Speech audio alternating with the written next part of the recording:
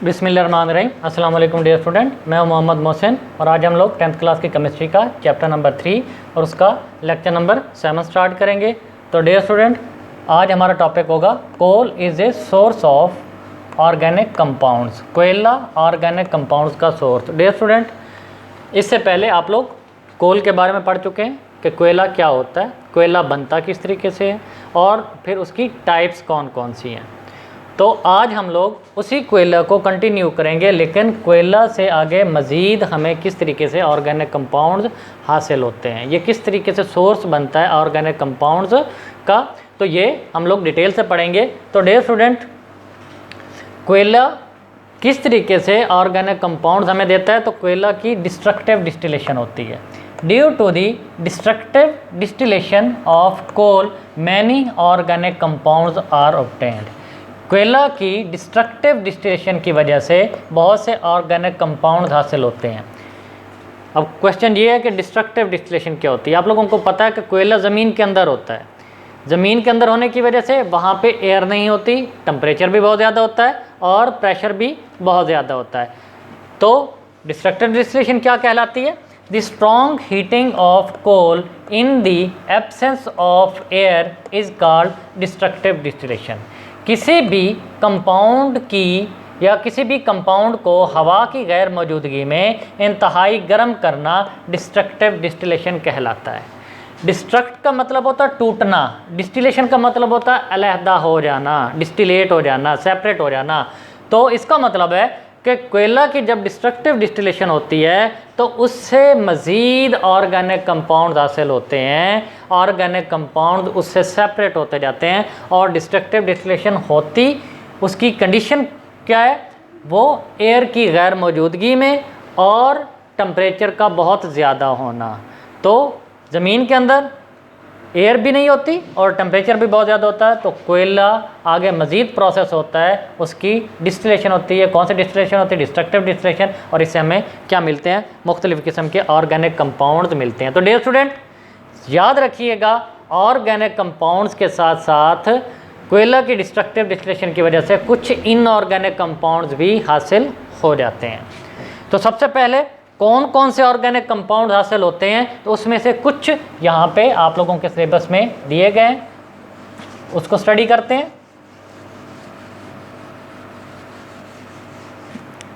सबसे पहले coal gas. Coal gas mean कि ऐसी गैस जो कोयले से हासिल होती है। ये मिक्सचर ऑफ गैसेज होता है, मीन्स के कोल गैस के अंदर डिफरेंट गैसेज होती हैं और उनका मिक्सचर हम लोग उसको बोलते हैं कोल गैस। इसके अंदर हाइड्रोजन,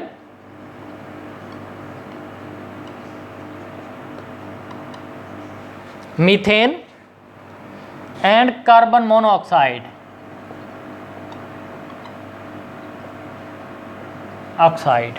ये तीनों गैसेज मौजूद होती हैं, इसलिए इसको हम लोग बोलते हैं मिक्सचर ऑफ गैसेज। तो डियर स्टूडेंट, जब भी कोयला जलता है तो ये तीनों गैसेज हमें मिलती हैं, हाइड्रोजन भी मिल रही होती है, मीथेन भी मिल रही होती है, कार्बन मोनोऑक्साइड भी मिल रही होती है। तो डियर स्टूडेंट, अब इस कोल गैस का यूज़ भी है कि हम लोग कोल गैस को कहाँ कहाँ पे यूज़ कर सकते हैं। तो ज़्यादातर अगर इसकी यूजेस देखी जाए तो इंडस्ट्री के अंदर फ्यूल के तौर पे यूज़ होती है। It is used as fuel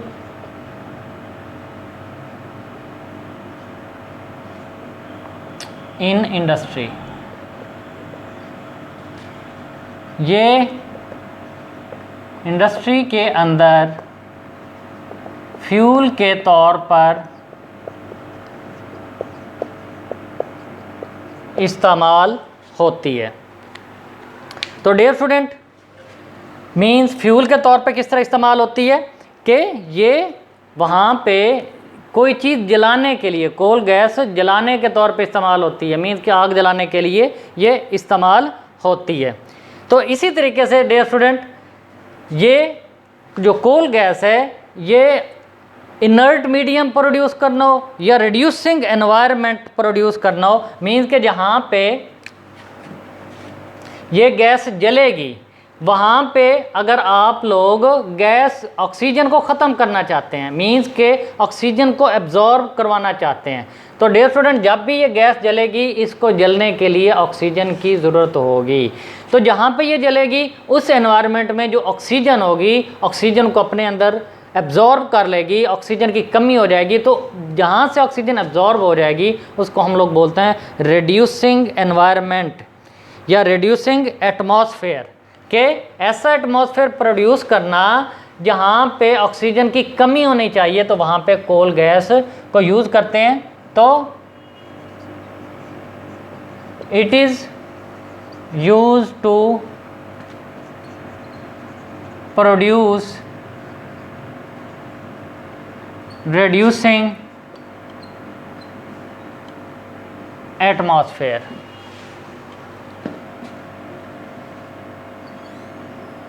ये गैस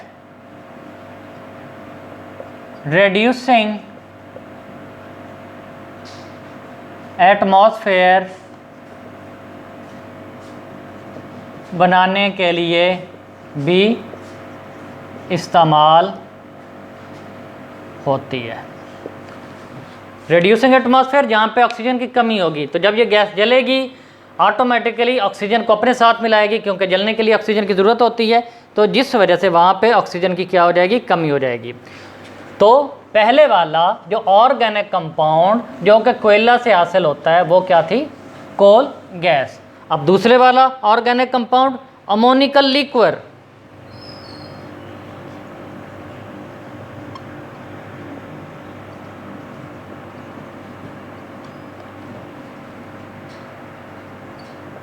अमोनिकल लिक्वर। तो डियर स्टूडेंट ये क्या होता है, it is a solution of ammonia gas in water. It is a solution of ammonia gas in water. ये अमोनिया गैस का पानी में सॉल्यूशन होता है। अगर हम लोग इसकी यूज़ की बात करें, इस्तेमाल कि ये अमोनिया लिक्वर कहाँ पे इस्तेमाल होता है, तो ये नाइट्रोजीनियस फर्टिलाइजर्स बनाने में इस्तेमाल होता है। It is used to manufacture the nitrogenous fertilizers. ये nitrogenous fertiliser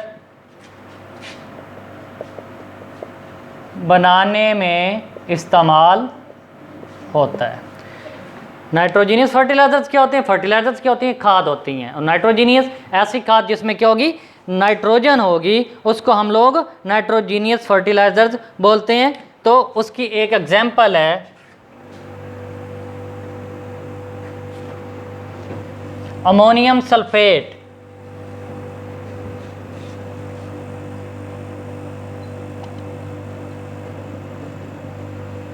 ammonium sulphate, ammonium sulphate ये खाद का नाम है। और अमोनिया लिक्वर को एसिड के साथ, कौन सा एसिड, सल्फ्यूरिक एसिड के साथ ट्रीट करके अमोनियम सल्फेट हासिल की जाती है, अमोनियम सल्फेट खाद हासिल की जाती है। तो डियर स्टूडेंट ये थी दूसरे वाली प्रोडक्ट जो कि हमें कोल से हासिल होती है। उसके बाद तीसरी वाली कोल तार।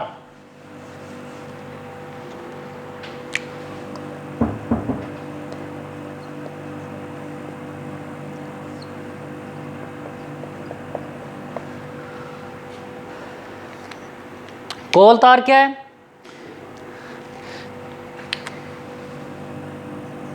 It is a thick black liquid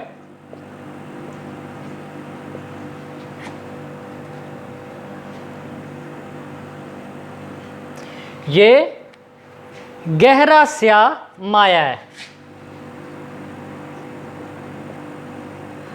गहरा स्याह माया है।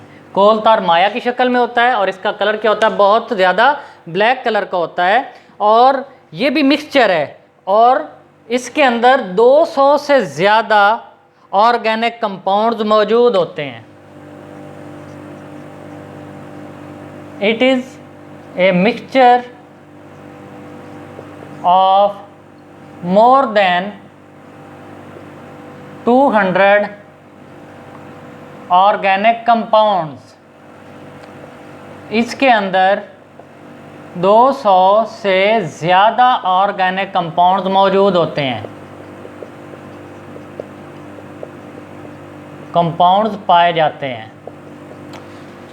कोल तार गहरा स्याह रंग का माया है, लिक्विड है और इसके अंदर 200 से ज़्यादा ऑर्गेनिक कंपाउंड्स पाए जाते हैं। अब क्वेश्चन ये राइज होता है कि ऐसा ऑर्गेनिक कंपाउंड जो कि मिक्सचर है और उसके अंदर 200 से ज़्यादा ऑर्गेनिक कंपाउंड्स मौजूद होते हैं, तो उनको सेपरेट किस तरह किया जाता है, उनको अलग-अलग किस तरह किया जाता है। तो डियर स्टूडेंट, इन 200 से ज़्यादा ऑर्गेनिक कंपाउंड्स को सेपरेट किया जाता है बाय फ्रैक्शनल डिस्टिलेशन।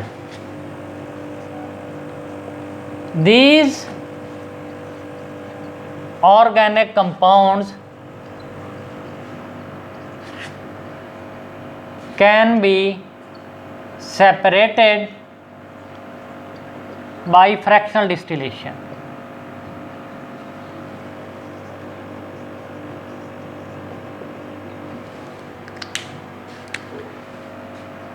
ये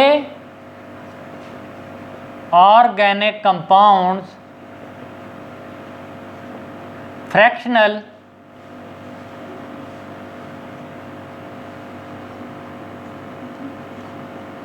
डिस्टिलेशन के प्रोसेस से अलग किए जाते हैं।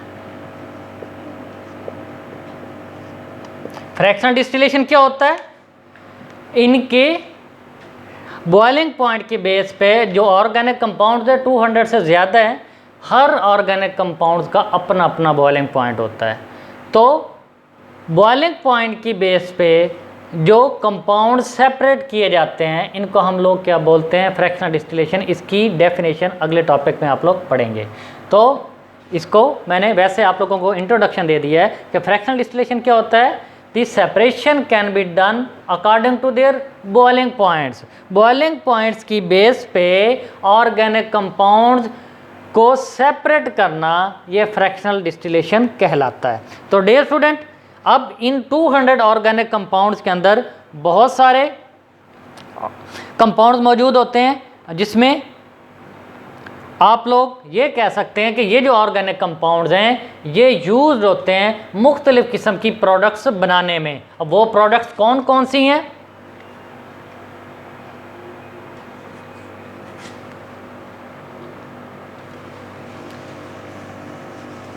वो मैं आपको बता देता हूँ।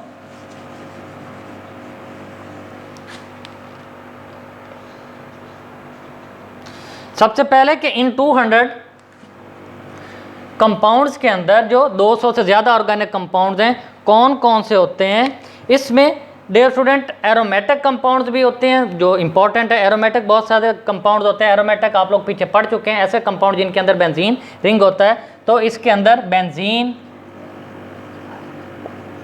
इसके अलावा फिनोल, ये सारे ऑर्गेनिक कंपाउंड्स हैं और इनकी मीन्स के नेचर कौन सी है, ये एरोमेटिक है। टॉलिन, एनेलिन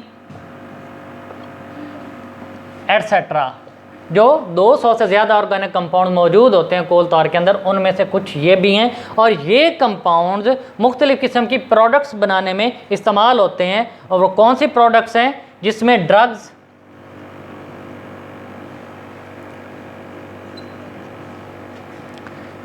डाइज, कलर वगैरह, एक्सप्लोसिव, पेंट्स, वार्निशेस। पेंट्स आप लोगों को पता है, वार्निश का भी पता है कि ये जो आप लोग फर्नीचर वगैरह के ऊपर लगाते हैं चमक देने के लिए, varnishes. Plastic, synthetic fibre. Synthetic fibre कौन सा होता है? पॉलिएस्टर, नायलॉन का फाइबर ये सिंथेटिक फाइबर होता है। नेचुरल फाइबर, कॉटन, वूल, सिल्क ये नेचुरल फाइबर होता है। एंड पेस्टिसाइड्स, पेस्टिसाइड को जो ये अद्वियात होती हैं पेस्ट को किल करने के लिए, इसको उर्दू में मैं लिख देता हूँ, बेंजीन, फिनोल, टॉलिन,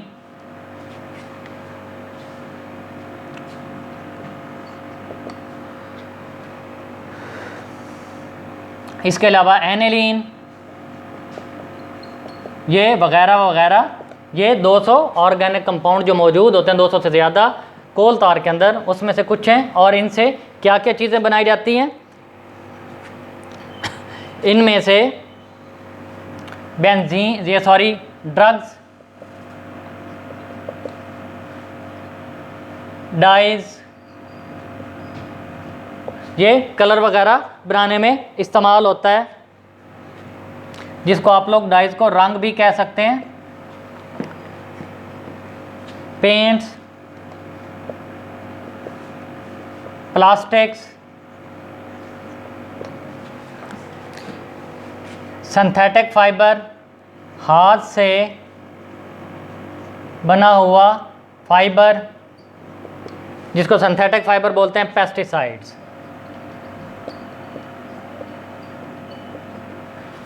उनको बनाने में ये इस्तेमाल होता है।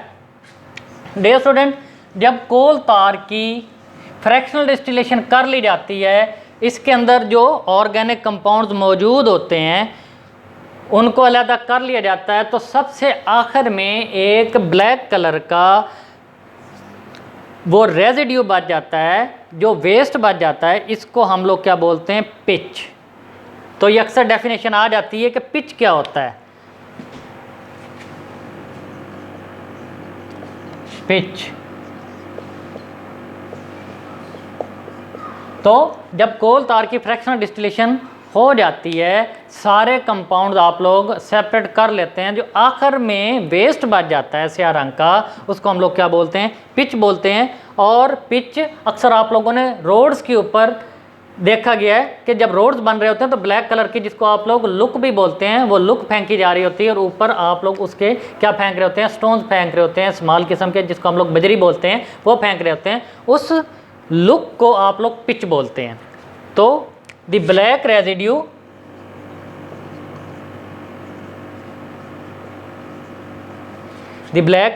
Of the coal tar is called pitch।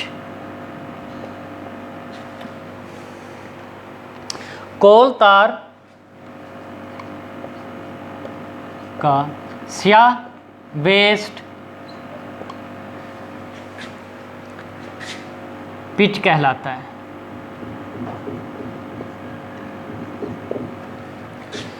और ये कहाँ पे इस्तेमाल होता है? ये रूफ को, छतों को बनाने में, जब रूफ बना रहे होते हैं तो वहाँ पे ये पिच वगैरह फेंकते हैं। इसी तरह रोड्स की फॉर्मेशन जब हो रही होती है, जब रोड बन रहे होते हैं, तो उस वक्त भी क्या किया जाता है? ये पिच यूज़ होता है। तो जब छतें बन रही होती हैं उस वक्त भी पिच का इस्तेमाल होता है, और जब रोड बन रहे होते हैं तो उस वक्त भी पिच का इस्तेमाल होता है। इसके अलावा लास्ट पे जो कंपाउंड है जो कि कोयला से हासिल होता है, वो कोक होता है। चौथे वाला कोक। डियर स्टूडेंट, कोल भी कोयला है, कोक भी कोयला है। अब फर्क क्या है? कोक के अंदर सबसे ज़्यादा कार्बन होती है। जब कोयला अंदर ज़मीन के अंदर पड़ा रहता है तो बहुत ज़्यादा टेम्परेचर पे उसके अंदर से जो वोलेटाइल मैटर होता है, जो मॉइस्चर होता है, वो हीट अप होकर निकलता रहता है। मीन्स कि एक स्टेज ऐसी आ जाती है कि उसमें से जो मॉइस्चर है, जो लिक्विड है, जो वोलेटाइल मैटर है, वो एस्केप कर जाता है, रिमूव हो जाता है, एवेपोरेट कर जाता है, बाकी सिर्फ कार्बन बच जाती है। उस हाईली प्योर फॉर्म कोल को हम लोग कोक बोलते हैं। हाईली खालस हालत में जो कोयला होता है उसको हम लोग कोल बोलते हैं, और इसके अंदर 98% कार्बन होती है। 98% कार्बन वाले कोल को हम लोग क्या बोलते हैं? कोक। तो ये it is left behind residue of coal, it is left behind residue of coal. ये कोल में वेस्ट के तौर पर बाकी रह जाता है, और इसके अंदर कार्बन के कंटेंट्स कितने होते हैं? 98% होते हैं। और जब कोल की डिस्ट्रक्टिव डिस्टिलेशन हो रही होती है, मींस के हाईली टेम्परेचर मिल रहा होता है उसको, एयर मौजूद नहीं होती, तो उसमें से जो वोलेटाइल कंपोनेंट्स लिखा हुआ है, वोलेटाइल कंपोनेंट्स,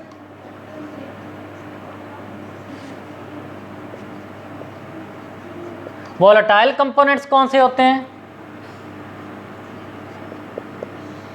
वोलेटाइल कंपाउंड या वोलेटाइल कंपोनेंट्स ऐसे कंपोनेंट्स जो थोड़े से टेम्परेचर पे एवेपोरेट हो जाते हैं। जैसे पेट्रोल है, पेट्रोल आप लोगों को पता है कि अगर आप लोग एयर में रख दो तो वो थोड़ी देर के बाद एस्केप कर जाएगा, एवेपोरेट हो जाएगा, उसका बॉइलिंग पॉइंट बहुत कम होता है, वो रूम टेम्परेचर पे भी एवेपोरेट हो जाता है। तो ऐसे कंपाउंड्स जो कि थोड़े टेम्परेचर पे, रूम टेम्परेचर पे या खुद ब खुद एवेपोरेट कर जाएं, उसको हम लोग वोलेटाइल कंपोनेंट्स बोलते हैं। तो कोल के अंदर जितने भी वोलेटाइल कंपोनेंट्स होते हैं, जितना भी मॉइस्चर होता है, उसको क्या मिल रहा होता है? ज़्यादा टेम्परेचर मिल रहा होता है, और एयर बिल्कुल एब्सेंट होती है, जिसकी वजह से वो एस्केप कर जाते हैं कोल में से, और कोल के अंदर कार्बन के कंटेंट्स बहुत ज़्यादा हो जाते हैं, उसकी परसेंटेज बहुत ज़्यादा हो जाती है, और हाईली परसेंटेज कार्बन के कंटेंट्स वाले कोल को हम लोग कोक बोलते हैं, जिसके अंदर 98% कार्बन होती है। तो डियर स्टूडेंट, ये जो कोक है ये बहुत अच्छा कोयला होता है, और ये भी फ्यूल के तौर पे यूज़ होता है। इसके अगर यूज़ देखें, यूजेस देखें, इस्तेमाल देखें, तो ये भी फ्यूल के अंदर तौर पे इस्तेमाल होता है। मुख्तलिफ़ इंडस्ट्रीज़ के अंदर, मुख्तलिफ़ प्रोसेस में ये फ्यूल के तौर पे इस्तेमाल होता है, जहाँ पे एनर्जी रिक्वायर्ड होती है, क्योंकि कार्बन बहुत ज़्यादा होती है, और इस कार्बन के ज़्यादा होने की वजह से ये कोयला बहुत अच्छे तरीके से जलता है, इससे बहुत ज़्यादा एनर्जी मिलती है, और कॉस्टली होता है, महंगा कोयला होता है कोक, और ये मुख्तलिफ़ किस्म की इंडस्ट्री में भी फ्यूल के तौर पे यूज़ होता है। तो डियर स्टूडेंट, आज के लेक्चर में इतना ही। इंशाअल्लाह ताला नेक्स्ट लेक्चर में हम लोग पेट्रोलियम और नेचुरल गैस को स्टडी करने की कोशिश करेंगे। तब तक अल्लाह हाफिज़।